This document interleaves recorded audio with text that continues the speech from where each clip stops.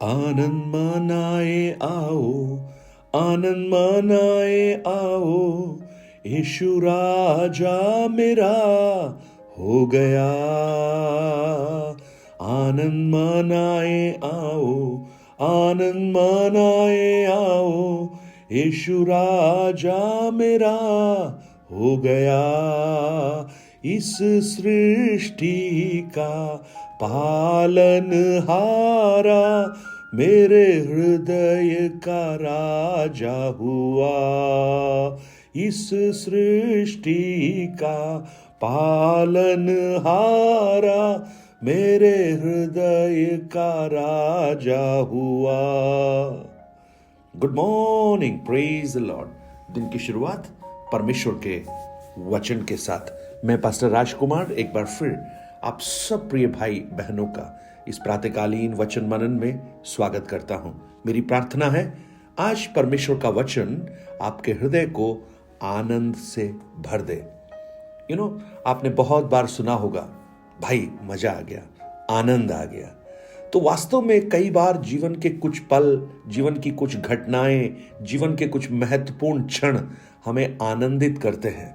लेकिन एक और आनंद के बारे में जो हमेशा आपके साथ रहता है, उसके बारे में मैं आपको बताना चाहूंगा और उस विचारधारा को समझने की हम कोशिश करेंगे। मैं आपका ध्यान भजन संहिता 118 उसके 24 वचन की ओर लाना चाहता हूं, जहां पर लिखा है, आज का दिन यहोवा ने बनाया है और हम उसमें मगन और आनंदित हैं। This is the day that the Lord has made and we will rejoice। आज आपके पास अगर आनंद करने का कोई कारण नहीं है तो मैं आपको विश्वास दिलाता हूं, इस संदेश के बाद एक आनंद की अनुभूति आप अपने जीवन में अनुभव करेंगे। यह भजन 118 अगर आप पढ़ेंगे, इसके ऑथर के बारे में बहुत कुछ नहीं कहा गया, लेकिन फिर भी विद्वान यह अनुमान लगाते हैं कि एक दाऊद का एक भजन है और वास्तव में ये यीशु मसीह का वर्णन करता है। और ये जो घटना है, ये यीशु मसीह के उस यरूशलेम प्रवेश के समय का, जब यीशु मसीह यरूशलेम में राजा बनकर आता है, लोग जय जयकार करते हैं, खजूर की डालियां लेकर उसको सम्मान करते हैं।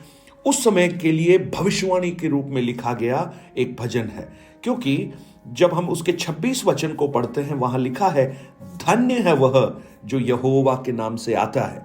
और मत्ती रचित सुसमाचार 21 अध्याय उसके 9 वचन में भी इसी शब्द को हम देख पाते हैं, धन्य है जो परमेश्वर के नाम से या यहोवा के नाम से आता है।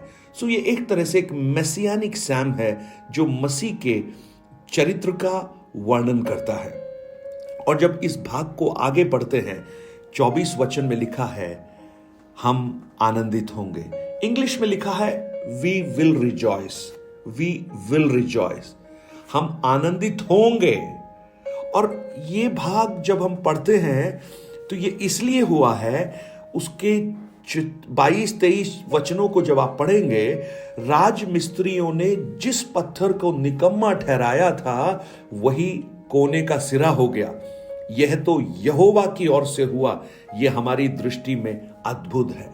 यह वास्तव में प्रभु यीशु मसीह के उस कार्य को दर्शाता है जो उन्होंने पाप की मजदूरी के रूप में अपने प्राणों को बलिदान किया, और उसके बाद जब वो जी उठे, उस घटना के बारे में भजनकार कहता है, यह यहोवा की ओर से हुआ है। क्योंकि यीशु मसीह का जी उठना किसी व्यक्ति के द्वारा नहीं हुआ, धार्मिक अगुओं के द्वारा नहीं हुआ, क्योंकि उन्होंने तो उसे तिरस्कृत कर दिया था। रोमन साम्राज्य के द्वारा नहीं हुआ, क्योंकि उन्होंने यीशु को क्रूस पर चढ़ा दिया था। चेलों के द्वारा नहीं हुआ, क्योंकि चेले सारे भयभीत थे, डरे हुए थे। और उनके जो फॉलोअर्स थे, उनके द्वारा भी नहीं हुआ, क्योंकि उन्होंने तो यीशु को गाड़ दिया था। और ना उन डिवोटेड जो महिलाएं थी, जो स्त्रियां थी, जो यीशु से बहुत प्रेम करती थी, उनके द्वारा भी नहीं हुआ, क्योंकि वो तो वहां खड़ी होकर रो रही थी। अगर यीशु वापस जी उठा तो इसका एक ही कारण है, और वो परमेश्वर की ओर से हुआ। और इसलिए भजनकार कहता है यह यहोवा की ओर से हुआ है और हमारी दृष्टि में अद्भुत है। और उसके बाद वो कहता है वी विल रिजॉइस, हम आनंदित होंगे। आज मुझे सुनने वाले मेरे प्रिय भाई बहन, आपके जीवन में आज अगर आप आनंद की उस क्षण को अनुभव नहीं भी कर रहे हो तो विश्वास के साथ आप बोलिए हम आनंदित होंगे, वी विल रिजॉइस। बाइबल में कितने ऐसे उदाहरण हैं जहां पर हम देख पाते हैं कि लोगों ने आनंद पाया नहीं लेकिन आनंद को अपने जीवन में हासिल कर लिया। अगर इब्रानियों की पुस्तक 11 अध्याय जो विश्वासियों की फेहरिस्त कहलाती है उसको जब आप पढ़ेंगे तो वहां पर खूबसूरत चित्रण आपको दिखाई देगा। बहुत से नामों को लिखने के बाद में पता है वो क्या वहां पर क्या लिखा गया है? वो विश्वास की दशा में मरे, उन्होंने प्रतिज्ञा की हुई वस्तुएं नहीं पाई पर उन्हें दूर से देखकर आनंदित हुए और मान लिया कि हम पृथ्वी पर परदेशी और बाहरी हैं।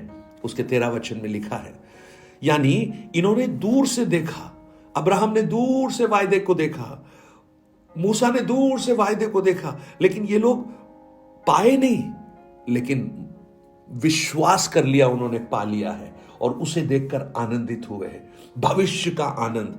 और मैं आपको ये कहना चाहता हूं, जब आप भविष्य के उस आनंद के बारे में जितना अधिक सोचना प्रारंभ करेंगे उतना ही ज्यादा आपका वर्तमान आनंद से और आशा से भरना प्रारंभ होगा।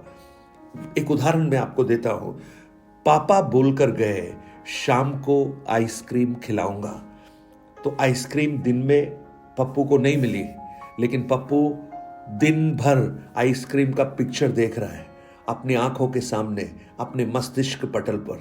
कभी कोन देख रहा है, कभी बार देख रहा है, कभी, यानी उसके मन में खुशी आई नहीं है, अभी शाम को आएगी, लेकिन वो उसको याद करते करते करते वो आनंदित हो रहा है, उसके मुंह में पानी भी आ रहा है। आज मुझे सुनने वाले मेरे प्रिय भाई बहन, अगर आप उस भविष्य के आनंद को अगर आप स्मरण करना प्रारंभ करेंगे तो वर्तमान के दुख आपको कुछ दुख दिखाई नहीं देंगे। और यीशु मसीह के जीवन में ये बिल्कुल सही ढंग से हम देख सकते हैं। इब्रानियों 12 अध्याय उसके 2 वचन को देखिए, वहां पर क्या लिखा है, और विश्वास के कर्ता और सिद्ध करने वाले यीशु की ओर ताकते रहे, जिसने उस आनंद के लिए जो उसके आगे धरा था लज्जा की कुछ चिंता न करके क्रूस का दुख सहा और सिंहासन पर परमेश्वर के दाहिने जा बैठा।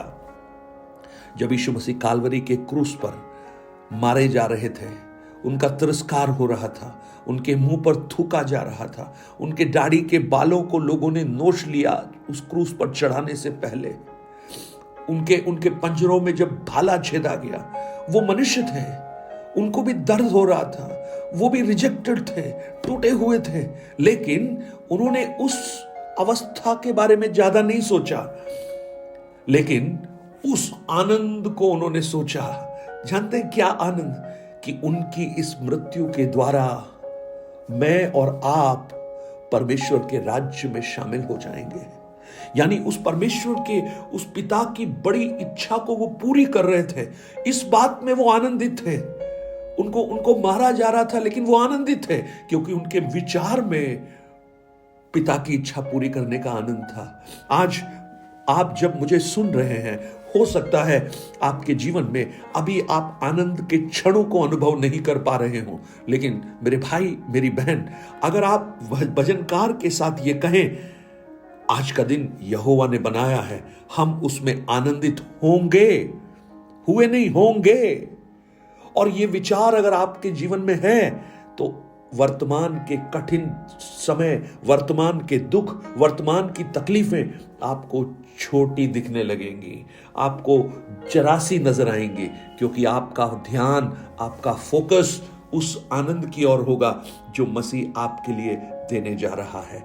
अगर आज जब आप ये देखेंगे कि हम सब यहां परदेशी हैं और हमें लेने के लिए बादलों पर मसीह आ रहा है, वाह, क्या क्षण वो होगा, क्या घड़ी वो होगी जब हम उसके साथ बादलों पर उठा लिए जाएंगे और उसके साथ हम वास करेंगे।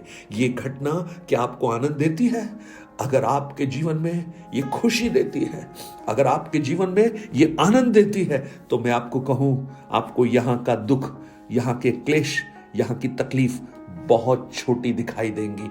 और पौलुस इस बात को बहुत खूबसूरत तरीके से दूसरे कुरिन्थियों की पुस्तक 4 अध्याय उसके 17 वचन में कहता है, क्योंकि हमारा पल भर का हल्का सा क्लेश हमारे लिए बहुत महत्वपूर्ण है और अनंत महिमा को उत्पन्न करता है। पौलुस कहता है पल भर का क्लेश अति महत्वपूर्ण है। पौलुस के पल भर के क्लेश के बारे में अगर आपको मैं बताऊं तो उसकी लिस्ट खत्म नहीं होगी, क्योंकि एक के बाद एक क्लेश को वो सह रहा है।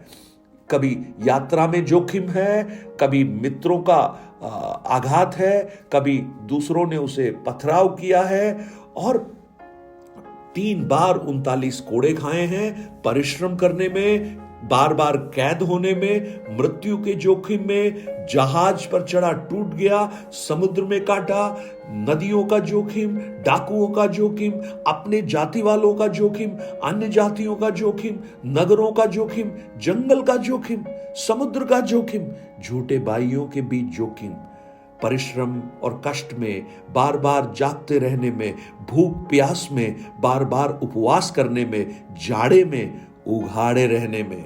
और पौलुस कहता है और बातों का तो मैं वर्णन ही नहीं कर पाऊंगा। दूसरा कुरिन्थी 11 अध्याय 23 से लेकर जब आप पढ़ेंगे, एक लिस्ट वहां पर है जो पौलुस के जोखिमों के बारे में कहती है। और पौलुस क्या कहता है, ये हल्का सा क्लेश मेरे लिए महत्वपूर्ण है, क्योंकि ये अनंत महिमा को उत्पन्न करता है। आपका विचार आपकी परिस्थितियों को बदल देगा, आपका थॉट प्रोसेस आपकी अवस्था को बदल देगा, और आप आनंदित होकर उस प्रभु के लिए गाना प्रारंभ करेंगे। स्वर्गीय पिता, आज मेरी प्रार्थना है, जैसे भक्तों ने इस संसार को एक परदेशी के रूप में जाना और प्रदेश के रूप में जाना, और उन्होंने यहाँ की बातों की बहुत परवाह नहीं की, लेकिन वो उस आनंद को देख रहे थे, आज हम भी उस आनंद को स्मरण करते हुए वर्तमान के क्लेश, कठिन दुख, परेशानियों को भूलकर आपकी महिमा, आपका धन्यवाद और आपकी तारीफ कर सके। और आज हम फिर से क्लेम करते हैं, आज का दिन यहोवा ने बनाया है, हम उसमें आनंदित होंगे। मेरे भाई बहन जो इन वचनों को सुन रहे हैं, आज उनके जीवन में कुछ ऐसा कर प्रभु जिससे वो आनंद को अनुभव कर सके। धन्यवाद, आपने प्रार्थना को सुना, यीशु के नाम से, आमेन आमेन। इन वचनों को औरों तक पहुंचाकर इस सेवकाई को सहयोग कीजिए। God bless you.